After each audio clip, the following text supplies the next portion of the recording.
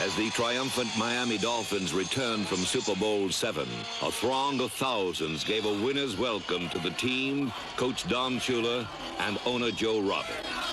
This is the Vince Lombardi Trophy for the winner of the Super Bowl.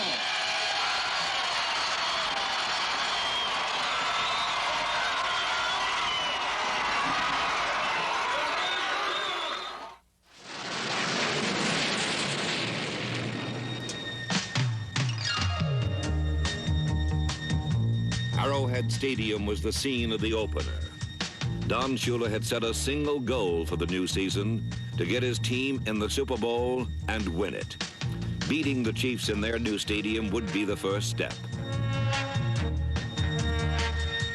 The irony of opening in Kansas City was apparent to all, especially Don Shula. For this was a rematch of 1971's Christmas Day playoff in football's longest game.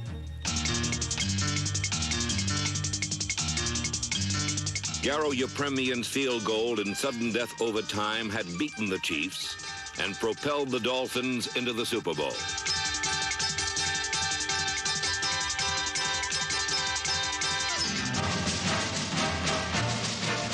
Now, as the Dolphins began the 72 schedule, all the psychological advantages belonged to the favored Chiefs.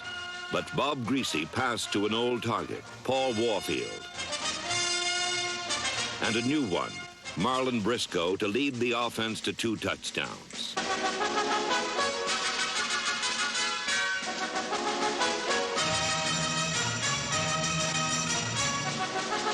Miami's famous no-name defense was superb, stopping the Chiefs' running game, shutting off their big threat Otis Taylor, and harassing Len Dawson throughout the game. Miami's dominance was so complete, they held Kansas City without a touchdown until only 9 seconds remained. Miami had easily thwarted the revenge-minded Chiefs 20-10. The next Sunday in the home opener, Miami raced away from Houston in the rain.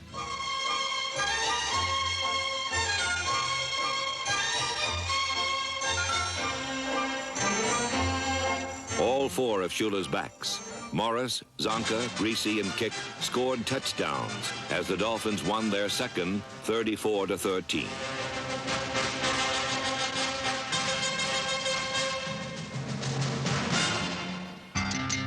Then came the Vikings. From the opening kickoff, it was a bruising battle.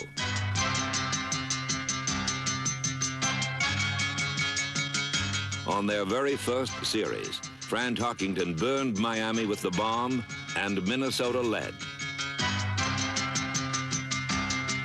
But the Dolphin defense, led by Nick Bonaconte, number 85, kept Miami in the game by sacking Tarkington 5 times and taking away the long pass by employing a 5th defensive back in Shula's nickel secondary. Garo Yepremian's long-range field goals of 38, 42, and 51 yards kept his team close, but Miami trailed with less than 2 minutes left. Then Bob Greasy, in a masterpiece of clutch passing, moved the Dolphins downfield.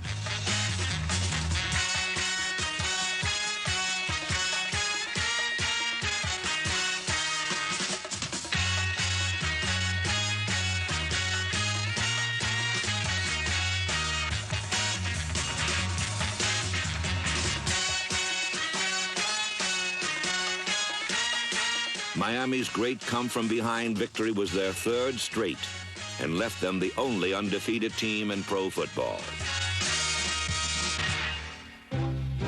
The season's 4th Sunday was in New York's Shea Stadium, where the Dolphins completely stymied Joe Namath with their 53 defense. Bob Matheson, number 53, dropping back like a linebacker or rushing in like an end, frustrated Namath all day. Led by Bob Greasy, who enjoyed perfect protection, and Howard Twilley, who reclaimed his regular job from injured Marlon Briscoe, Miami won. Now, after only 4 games, the Dolphins already had a 2-game edge in the AFC East. San Diego was next, in the game that the Dolphins lost their leader for most of the season. A record Orange Bowl crowd of 80,000 watched in silence as Bob Greasy sat on the polyturf with a fractured leg.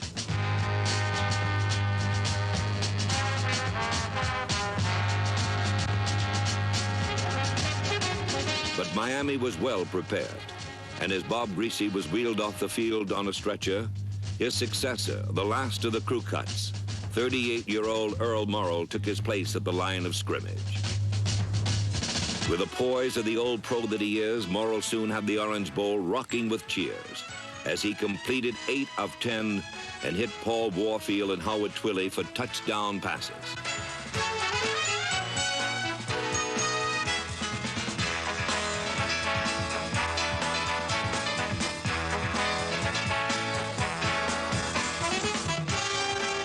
The no-name defense got the team into the scoring column as well, when safety Dick Anderson went 35 yards with a Charger fumble. Miami had won its 5th straight to remain unbeaten, but the cost had been high. Game number 6 brought Buffalo, and with Greasy on the sidelines, the Dolphin defense took charge of the game. O.J. Simpson was held to 13 yards rushing in the first half, and in the second, Manny Fernandez stole a handoff and the ball game as Miami squeezed past the Bills by a single point.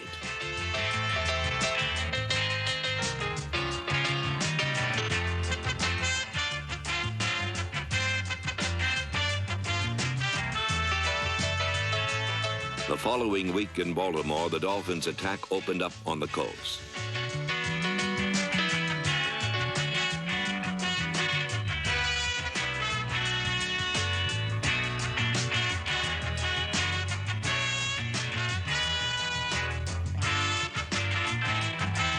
But the specialty teams were the real stars, blocking 2 kicks and recovering a fumbled punt. The Colts never got within the Miami 28 as the team shut out Baltimore. The season's second half began with Miami still unbeaten. In Buffalo, the ground game rolled over the Bills. The decisive factor was the magic feet of Mercury Morris, who stutter-stepped through the mud in one of his most impressive performances as a pro.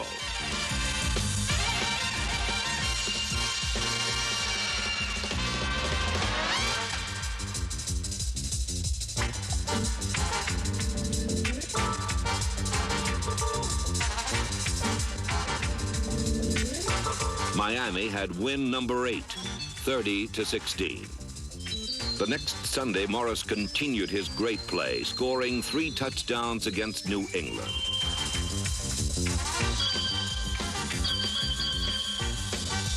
The entire offense was awesome as Miami passed their opponents out of the Orange Bowl.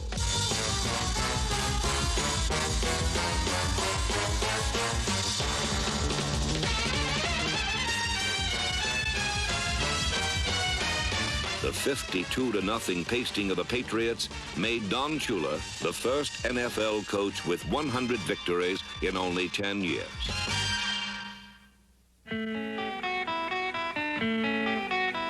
In Game 10, Joe Namath's arm gave the Jets a 10-point lead. Then, with New York on the brink of another score, defensive captain Nick Bonaconte turned the tide and the Dolphins surged ahead.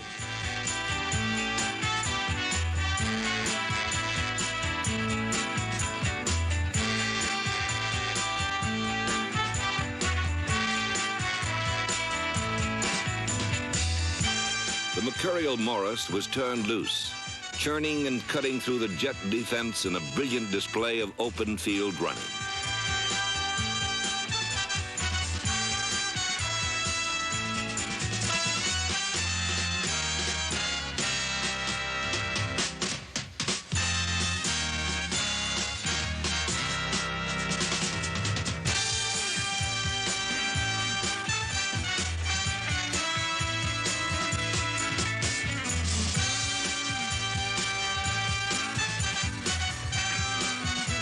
The win was Miami's 10th and wrapped up the Eastern Division title for the 2nd straight year. On Monday night against St. Louis, Larry Zonka bulled his way for well over 100 yards for the fourth time this season, and a dazzling aerial show demonstrated Dolphin receiving depth.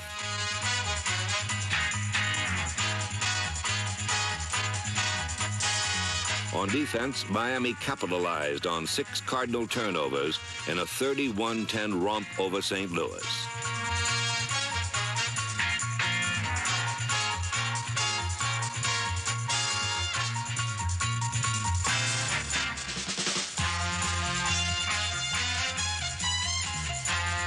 Next, in New England, Zonka's 45-yard burst earned him his second straight 1,000-yard season, as the Dolphins established a team yardage record, rolling up over 500 against the Pats.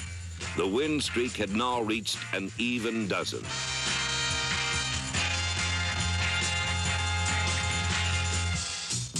In Yankee Stadium, a relaxed Alex Webster and his Giants were determined to break the Miami streak. Shula's team was bucking the law of averages, and a hostile crowd of 63,000 who would have enjoyed nothing more than to witness a Dolphin defeat in the big town. But Jim Kick, averaging 11 yards each time he got the ball, put on a brutal display of power running. And great catches by agile Paul Warfield decimated the Giants' secondary as Miami won with room to spare.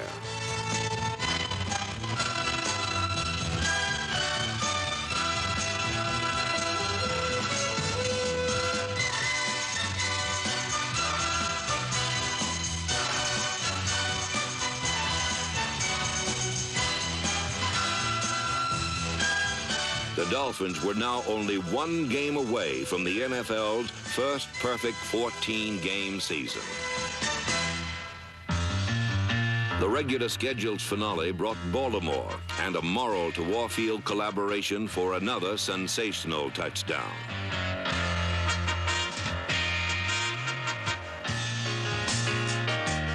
Warfield's touchdown and Garo Yepremian's field goals of 35, 40, and 50 yards accounted for all the Miami scoring. It was in this game that the Dolphin ground attack broke a 36-year-old record to become the greatest rushing team in NFL history and the first to have 2 1,000-yard runners on the same squad. The no-names were again superb, completely shutting off Marty Dombrys and John Unitas for Miami's third consecutive shutout over Baltimore.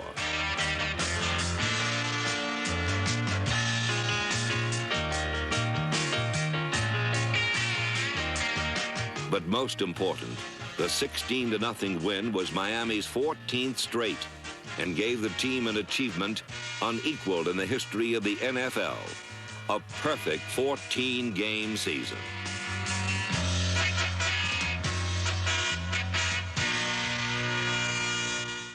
Shula and assistants Arnsparger, Clark, Keene, Scarry, and Tassif coached a team that ranked #1 in offense and defense in the NFL.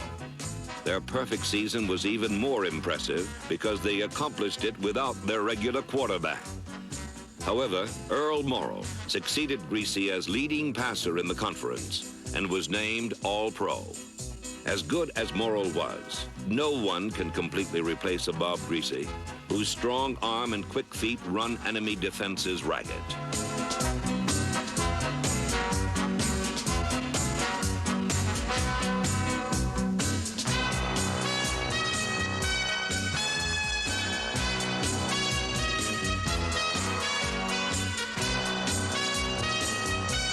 The Dolphins' rushing record was nothing less than a personal tribute to Miami's fine offensive line of Jim Langer, Norm Evans, Doug Crusan, Wayne Moore, and Bob Kuechenberg. Their leader was All-Pro Larry Little, number 66, a human side, famous for cutting down cornerbacks. For the second straight season, Little was voted best offensive lineman in the American Conference. Shula's concept of a 3-back offense brought a new dimension to the Miami attack. With Zonka's power, Kick's clutch, and the specter of Mercury's speed, they were the most prolific infantry in the annals of the pro game. They were also teammates in the truest sense, making the key block and cheering the others from the sideline.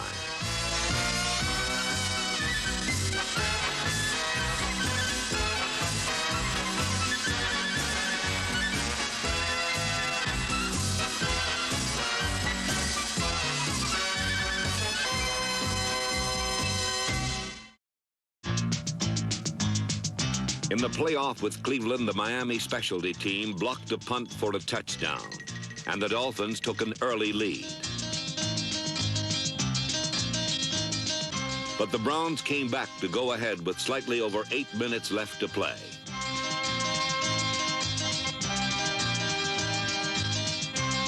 Here, Miami showed why it was unbeaten.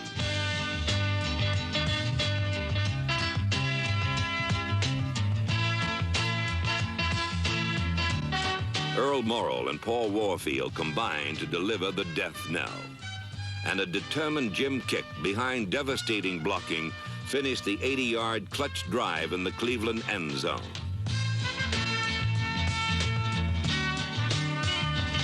The Dolphins, in a pressure-packed performance, had come from behind to win, and Miami's inexorable march through the season continued.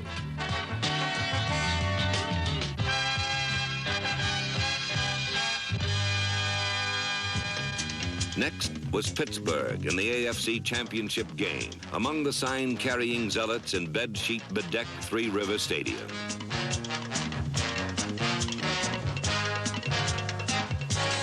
On their very first series, the Steelers scored and took the lead.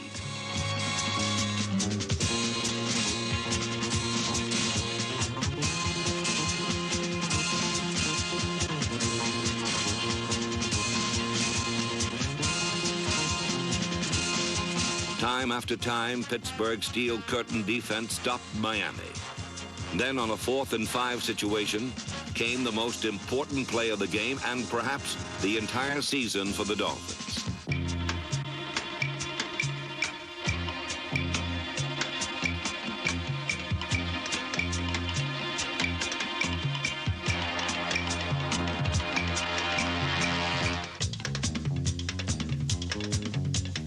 With Steelers seemingly running interference for him, punter Larry Seipel's risky 4th down gamble succeeded, and Miami was on its way.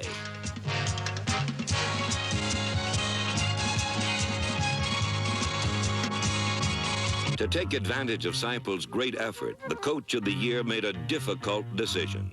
To get the offense untracked, Shula replaced Earl Morrall with Bob Greasy. The results were not long in coming.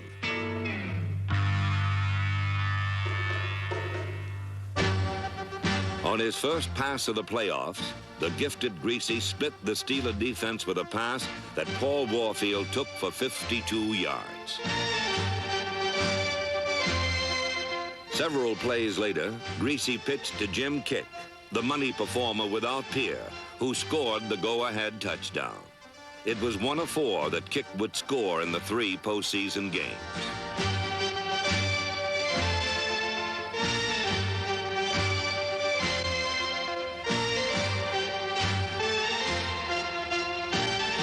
Miami had its 16th straight and repeated as conference champions. For them, it was on to the Super Bowl. For crestfallen Steeler rooters, the banners came down for good. The Dolphins had ended their great season.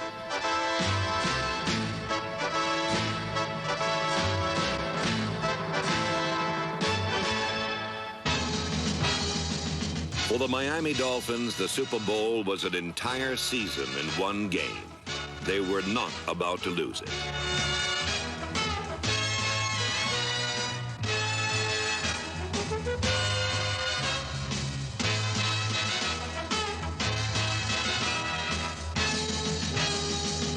Bob Greasy hit on 6 of 6 passes in the first half and threw to Howard Twilley for the game's first score.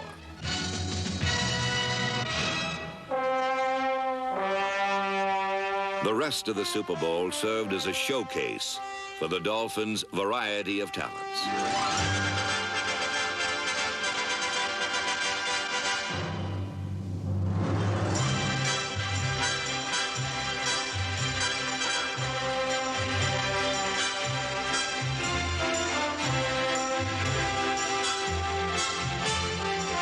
The Dolphin defense was the real story of this game, stopping Larry Brown Cole. Jake Scott was named Most Valuable Player for his 2 interceptions. And Manny Fernandez had the kind of a day a defensive lineman dreams about, as the no-name defense completely controlled the game.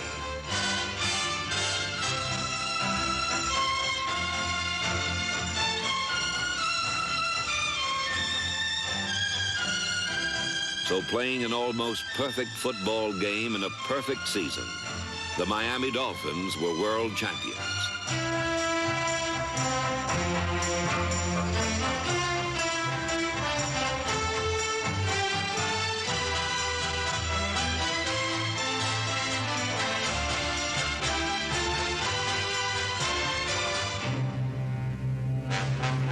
Only 7 years since Joe Robbie was granted a franchise in the old AFL, Miami not only won the Super Bowl, but had gone an entire season undefeated.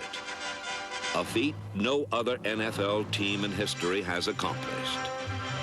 It is unlikely ever to happen again.